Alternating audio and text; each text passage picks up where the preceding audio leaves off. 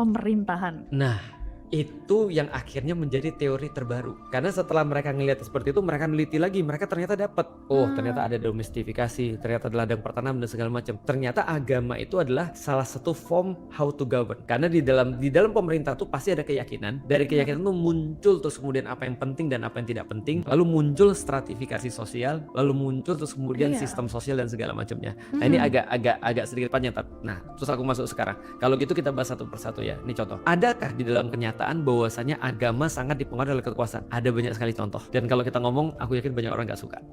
Tapi ini kenyataan.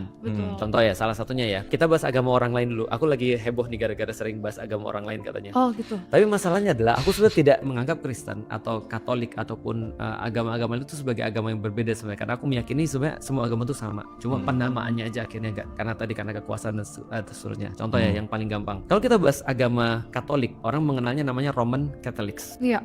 Nah, kenapa namanya Roman Catholics bukan namanya Persian Catholics misalnya? Karena di Rome. Karena Romans adalah sebuah imperium pertama yang mengubah arah sejarah agama.